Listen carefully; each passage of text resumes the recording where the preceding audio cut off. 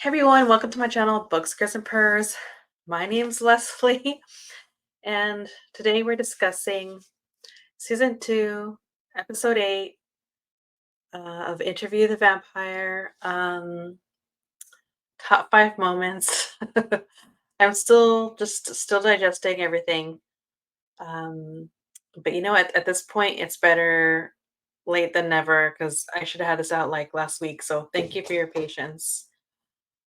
Um, well, let's just get into it. I have slides once again. Ah, let's discuss number one, and also in no particular order for top five. If you're new here, just know that this is just a way for me to organize my thoughts. More than really like these really being like the top five moments. Armand's betrayal. Oh, Armand. What's so wild about this is in the scene where the light divides Louis and Armand. I mean, that was an incredible direction cinematography. But I also don't know if I really still believe Armand when he says that he betrayed Louis once he was going to make Madeline. And that the coven confronted him. I really feel like there's so much that Armand is still not being honest about, especially with the reveal that he was the one that directed the play. Um, there's something that Armand said really early on to Louis, and it was when they were at Louis's apartment in like a state of undress, and Dreamstat is there. It's the same scene where by the end, before Armand leaves, Louis says, "I love you" to Armand. Um, Armand says something about like he's the one that has to deal with like the slights, and Louis says something to the effect of like, "Who am I slighting?" But really, I think it's Armand. It's not just about what the coven disagrees with. It's what Armand doesn't agree with, and Louis is doing anyways. And ultimately, Claudia becoming a part of the coven, I think, was just a master plan to have a reason to get rid of her. So I think this has been planned for so long. And what I love about this episode is that we do see the reveal that fans were pointing out, which is that Sam was not next to Armand in that scene during the play. There was no one guarding him. Sam wasn't there with a seat or anything like that. Um, so this is where I'm not sure how we're supposed to take this because some of the information in the story that Louis is saying, I feel like he's telling the story, but it's actually like some of it's like secondhand because he has to go by also what Armand could tell him about the events, right? So sometimes I don't even know if it's really like it may not even be that Armand's manipulated the memory. I think Louis has just trusted Armand with his version of the story. And so I think that's why we see like different versions, right? It's we're seeing what's being told to us versus not necessarily always like a memory being manipulated. So yeah, that was wild. And to stay on that topic, we get these further revelation of like uh, Lestat being upset and saying you have no idea what Claudia's strength and something to keep in mind because I feel like not that I want them to have to rehash so much of what we've already seen for 2 seasons, but I feel like we are going to go back and see what mental or physical state um, Lestat really was in because right now in memories the way he dresses, whatever's going on, he looks really impeccable. But I don't think that's a reality of what was going on at that time. So he may be arguing and frustrated with what the coven is going to do to Claudia, how they're gonna handle her. He has like a lot of pride in his like fledgling. Um, and we don't really I feel like we're not really seeing the full picture yet, but this is like a clue into what's really going on. And so the final nail in the coffin for Louis and Armand is just realizing how many lies there are, and that's including saving Louis. So we see that that's a great example of something not being like a manipulated memory. We see that Louis asks Armand um, while he's in the heading out in the cemetery, um, "Was it you who saved me?" And Armand lies and says yes because he realizes that's an opportunity that Louis doesn't know who saved him. Um, so yeah, it's wild, and I absolutely love Daniel for just like putting it all out there.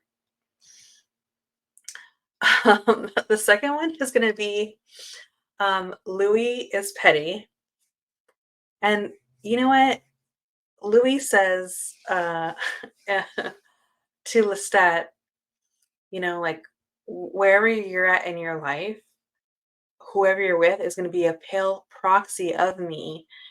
And this is harkens back to what I was saying about when we see Dreamstat in the cafe singing to Louis and Armand. Really, Dreamstat is an extension of Louis. And so when Dreamstat is singing, it reminded me of that song by Alanis Morissette, You Ought to Know. And so even in the song that Lestat was singing, there's this idea of like um, when you're with him, this person that you're with is not going to do like they're not going to brush your hair out of your like the way I do. They're not going to put their hands through your hair the way I do. And so this, I feel like you could see how much of those two scenes, that one and this one, is a clear indication of like, oh wow, this is actually reflecting the deep pettiness of Louis. um, but yeah, and it's so complex the scene because when we're seeing the pettiness of Louis, we see it time and time again. Um, how he ultimately hurts himself. And this is another example. I mean, the way that I think Lestat would think about this moment is here's another abandonment. Um, and yeah, that's what Louis does to Lestat. He really digs into his deep seated insecurities because he knows he cannot like unalive him at this time. So he just picks at that vulnerability again, which Louis has clearly done time and time again, and we've seen it. So, yeah. All right. The other moment I want to discuss is Daniel is a vampire. I love this so much. I love the actor Eric Bogosian playing Daniel Malloy because, as you can see, like when he sees his potential prey, he does this thing where he like licks his teeth and his tongue kind of sticks out.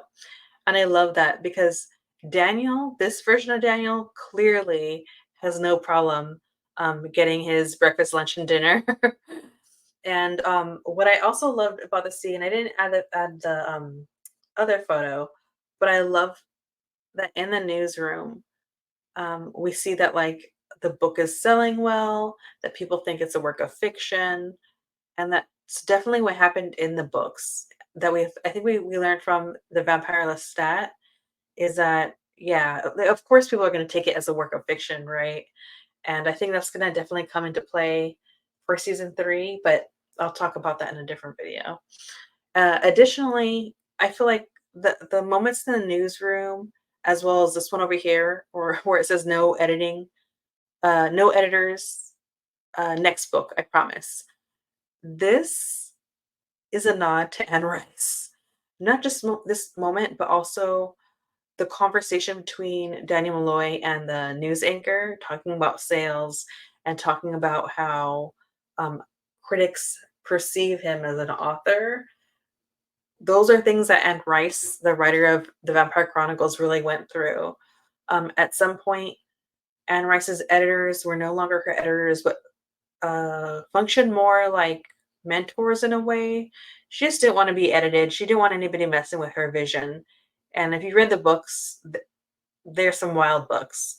Um, and so yeah, so I really love that. It really hit me and made me so just nostalgic. And I wish Anne Rice was alive to see this because I think she would get a kick out of moments like this. All right, moving on to the tearjerker. Thank you. Thank you. Louis sees Lestat and he says thank you. But for me, I feel like that thank you, it's not just about thanking Lestat, it's about forgiveness. And season one, season two, Louis has spent a lot of time like not really taking responsibility or just not wanting to face it and blaming Lestat for their circumstances when it was two of them in this relationship. And so, you know what, sometimes forgiveness comes in different forms. And so I think forgiveness or a step towards forgiveness came in the message of a thank you. And I also feel like sometimes in order to forgive somebody else, the path to that is a person finding room to forgive themselves. And I think that's also what that moment is about. Um, and it was just like so beautiful, so complex. And I love that we're really seeing like the real Lestat and how that's played out. And just to kind of cheat my system over here, I did want to bring up I mean, both of them are like such incredible actors, but that moment where Lestat says September 8th, 1973, that took me out. They both got to me. Both actors really got to me in that moment. And I think that when we're seeing this, we have to remember that he went through so much with Nikki. And not only Nikki, he went so much. We saw, I mean, these past two seasons, it's been about Claudia. So we see that he's already lost Nikki. Then he lost Claudia and had to watch her die in that terrible way that I feel like Armand wanted him to see Claudia die in that way. And could you imagine if you lose two fledglings to then lose a third that you consider to be like the love of your life, even though you have a terribly, terribly toxic relationship? It's just, it's too much. And I also think that's why, my cat outside. I will not let them in today. That's also why we see Lestat um, where he's at in this moment in New Orleans. And that takes me to, I think, my last one, which is we keep the damage so we don't forget about the damage. Um, yeah, this is a rough one. So I love this scene. It was so beautiful. I'm like proud of myself for not like falling apart and crying. What I love so much about this is that Paul and Claudia are represented in like the meditative room, the meditation room um, that Louis has. He's redecorated after the breakup. And what I love about this is just that these are two people that died tragic deaths that he carried with him for so long. For instance, we saw in season 1 that even though he saw even though Louis saw Paul die right in front of him tragically, he did kind of carry that with him in a way where he didn't confront Lestat until like he was gonna get in a relationship with him again. And he asks him, did you unalive Paul? Did you have something to do with it?" And like Lestat's like, "No, I had nothing to do with it." And Lestat realizes that he had been carrying that with him. So much of their relationship is, yeah, Louis is in pain, but he just has so many questions. He's in this relationship. This person is like not really giving him any answers. And so even though that's like a terrible thing to accuse someone you're in a relationship with, I felt like I got that. And so here's something else that he like put blame on, like misplaced blame on Lestat. It's a tragedy. He couldn't stop it. His family had a fractured relationship with him after that because his mother blamed him. And that's very much in the books, by the way. And so we also see that Claudia's yellow dress is there. And so, what I love about this inclusion of the yellow dress is that even the clothes that Louis is wearing has yellow in it. And so, I feel like they're saying he's getting closer to closure, um, but he's always going to carry them with him, right? And but he's not in the dark place that he was in, wearing like just black and grays all the time. It's like a step forward, but to never forget. And so sometimes like it's hard sometimes in the Dubai scenes when we see certain things, and like for instance the rocks, um, the white rocks. I guess there's just certain things that I felt like were more about Louis being petty and like uh making Armand also remember, and just like just never giving him a moment to forget about what happened. But I also think that in some ways maybe it's not as petty as I think it is, right? Maybe it's this is more for just like Louis to be like, I have to come here and I have to just keep the damage so I don't forget about the damage. And as an extension of that, we even see like how there's more, it's not quite an orangey, like a yellow, just things to remind him of Claudia, but also like, just like take in the light that he wasn't before. And that also reflects on Lestat, right? Because it's actually Claudia saying this to Lestat, but Louis is there to hear it, right? And so Lestat says back, "No, enjoy living in a ruin, do you?" But what happens to Lestat? By the end, he's living in ruins, right? And that's because he's in like deep, deep despair over what happened. And I think that I don't know how long, because we're gonna figure out when season 3 comes out if they'll say it. But if you look at his nails and the like when he's holding the keyboard, look dirty. I think he probably at some point after what happened at the trial decided to take a long sleep. I just don't know when. I think it was just so traumatic. This would be like his second fledgling that's died. And so after Nikki died, what did we find out in the trial? That he went to sleep. I really don't think it was for 100 years, but he went to sleep. And so I think when Claudia died, he did it again. And once he came to, he has made this fledgling guy, but it's just out of like survival mode. But at this point, I think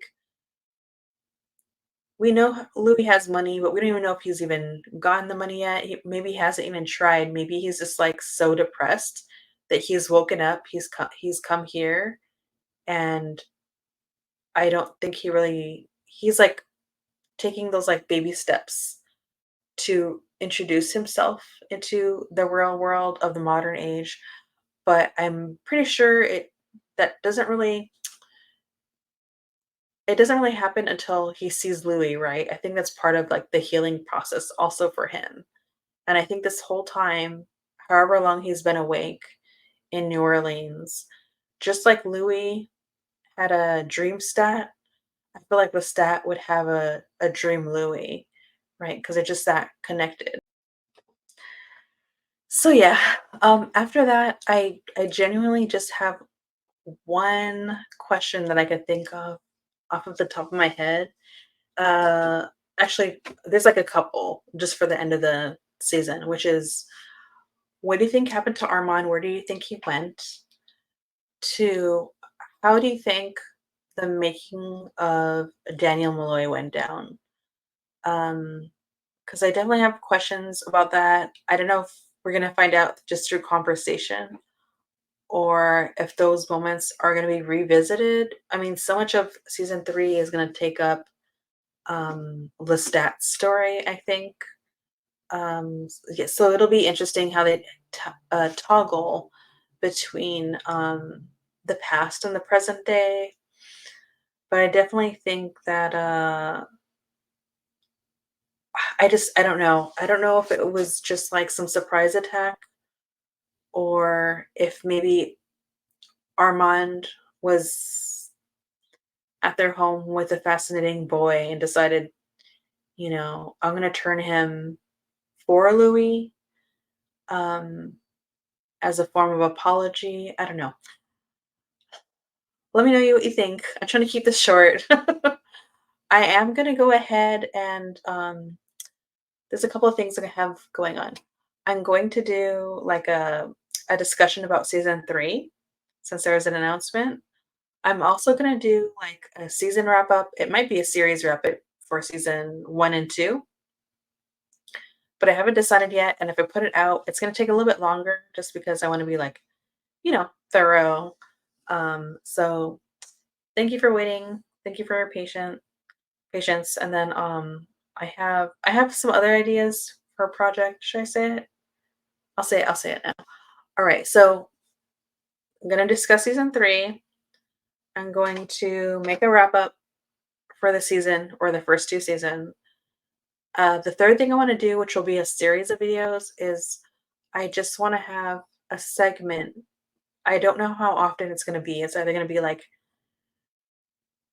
twice a month or once a month, as I kind of like tackle some other projects. But I just want to like discuss each character and how the adaptation made changes for the better for those characters. But yeah, that'll be down the line. It's all in the works. All right, everyone. Thank you for watching, and subscribe, like, and I'll see you in the chat.